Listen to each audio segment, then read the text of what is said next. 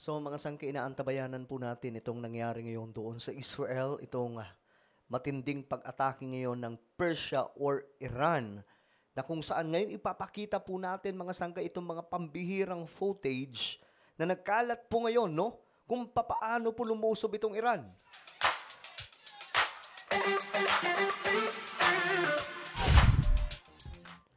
Yo guys, what's up? This is me, Sangkay Nyan. I'm back.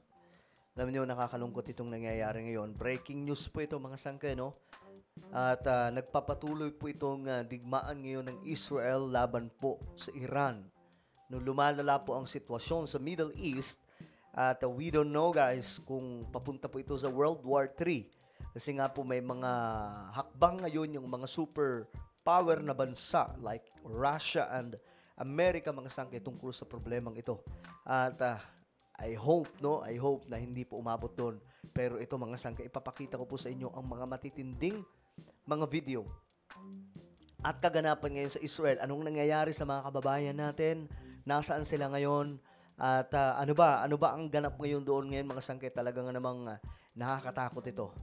Anyway, bago tayo mag-umpisa, no, paki-subscribe po muna yung ating YouTube channel. Tayo po ay 1.52 million subscribers na. So sa mga hindi pa po dyan nakakapag-subscribe at gustong mapabilang sa dumaraming mga solid sangkay, makikita nyo po yung subscribe button sa baba ng video na to. I-click nyo lamang po yung subscribe, i-click ang bell at i-click nyo po yung all. Sa mga nanonood po sa Facebook, i-follow nyo po yung ating Facebook page. Okay. Ito na nga mga sangkay. Ang Israel ngayon ay naka-extreme alert. Ayan po, staying in close proximity to a protected area. Ayan, sabi po dito, kailangan mong, you must stay close to a protected area. So, kailangan nandun ka sa area na, halimbawa, na lamang mga sangkay, yung mga shelter nila ngayon. Kasi ito po yung nangyayari. Ito po mga sangkay, tingnan po. Yan, hindi ko na lalagyan ng music, pero ito po makikita po ninyo mga sangkay. Yan po ay mga missile, no, from Iran. Kala mo mga fireworks, no? Pero hindi po yan fireworks mga sangkay. Ngayon, sobrang dami po. Talagang namang ibang-iba na po itong labanan ngayon mga sangkay, no? Hindi na po ito katulad dati ng World War II. Talagang ito ngayon, labanan po ng mga super high technology pagdating po sa mga weapons. At ngayon, kakatakot itong nangyari mga sangkay. Ito po, tignan po ninyo kung paano umulan. Ayan po, umuulan mga sangkay. Hindi po ng tubig, kundi missile. Ayan po At alam nyo mga sangkay, ang Israel, meron naman po silang mga panangga dyan. Kaya nga lang, sa tindi po ng, sa dami po ng missile daw, may mga tumatama. Tingnan nyo to mga sangkay, may mga tumatama pa rin dyan Ayan po, ito. Tumama, pambihira. At mamaya, ipapakita po natin mga sangkay, yung mga part na tinamaan ng gusto. Grabe itong nangyari. Ito, kagaya po nito. Tingnan po ninyo, may nakakalusot Ayun. May nakakalusot talaga mga sangkay. So, lumalala ang sitwasyon at hindi po ito nagtatapos dito. Mas matindi pa po kasi nauna pong inatake ng Israel yung mga nuclear facilities ng Iran. At ito na po yung sumunod na nangyari. Umatake po yung Iran, so talagang namang grabe itong sitwasyon. Ito, tingnan nyo po yung video kung paano po umulan ng missile. Tingnan nyo po mga sangkay kung paano umulan ng missile. Ang bihira, ganyan po ka nakakatakot itong nangyayari ngayon sa Israel at Iran. So, eto may mga video pa po dito mga sangkay. Ayan po. Ayun, kitang-kita po yung mga tumama, mga sangkay. May mga tumama pa rin po talaga. Ito sa kabila po ng mayroon pong iron dome, David Sling. Ito mga sangkay ang gamit nila. David Sling, Iron Dome, at Iron Beam, Laser. Mga pangdepensa po yan sa napakaraming missile na pinapaulan ng Iran. Ito po yung David Sling.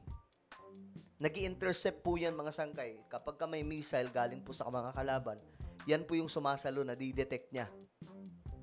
Yan po mga sangkay. So sa taas pa lamang, hindi na po bumababa. So umaano na, pumuputok na. Ito naman mga sangkay, ito po yung Iron Dome. Ito yung pinakasikat sa Israel. Na noon pa man ay pinag-uusapan na. Ayan po. Same din po ang ginagawa niya. Sinasalo niya yung mga missile galing po sa mga kalaban. Pero hindi ko masyadong kabisado kung anong kaibahan ng David Sling at itong Iron Dome. Kasi ito po yung Iron Dome mga sangkay. May mga pang long range kasi at may mga pang mababa lamang po na interceptor ng mga missile ng kalaban. At ito naman, yung Iron Beam. Yung sinasabi ko po sa inyo na laser. Mas ano to mga sangkay, mas hindi expensive at mas madali po makapag-intercept daw po ng mga bumabagsak mga sangkay na missile. Ayan po. So, ganyan po ka-high-tech ang Israel when it comes to weapons at pang depensa. Pero, ganun pa man mga sangkay, may mga nakakalusot pa rin. Ayan po, may mga nakakalusot pa rin talaga. Tingnan po ninyo. Lumulusot pa rin, oh. Ayan, di ba? Nakalusot yun. Ito nga yung ibang tama ng masakit nito. Ang lala, oh. May mga tumatama talaga, oh. Ayan. Ang bira, nakakatakot.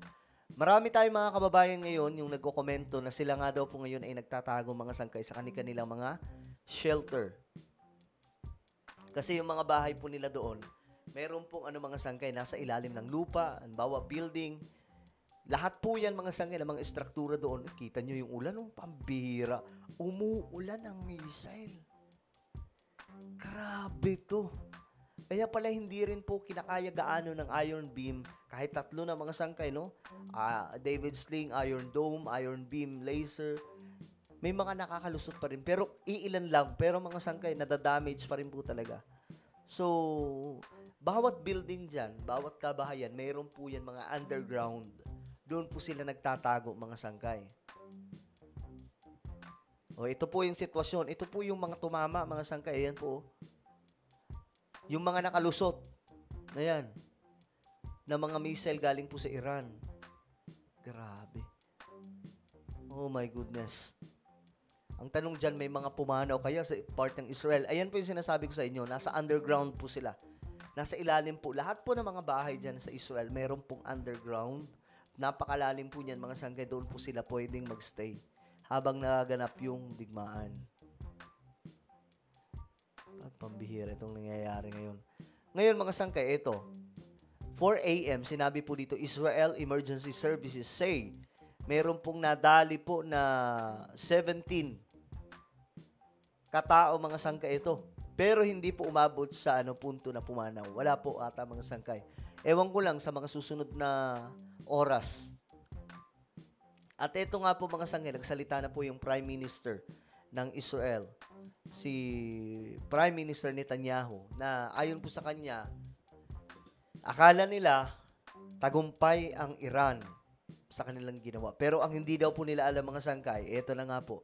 Sabi niya dito, in the past 24 hours, we have taken out top military commanders. Grabe yan. Mga top commanders daw po nila.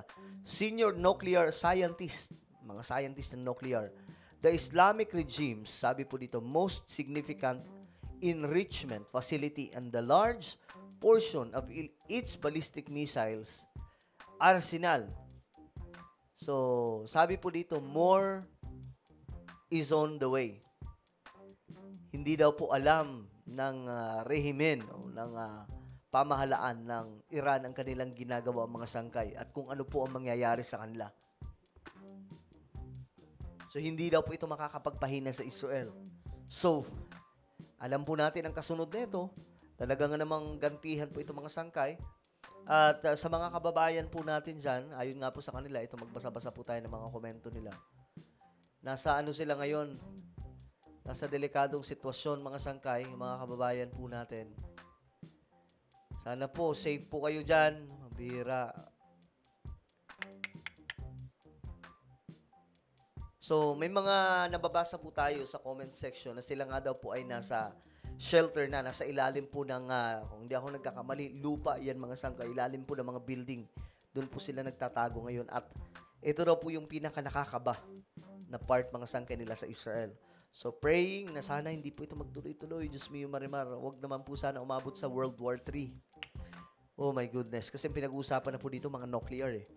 Ano po ang inyong komento? Just comment down below. Meron po tayong YouTube channel, Sangkay Revelation. Hanapin nyo po ito sa YouTube. Kapag nakita nyo na, i-click nyo po yung subscribe, i-click ang bell, at i-click nyo po yung all. Ako na po yung magpapaalam. Mag-iingat pong lahat. God bless everyone.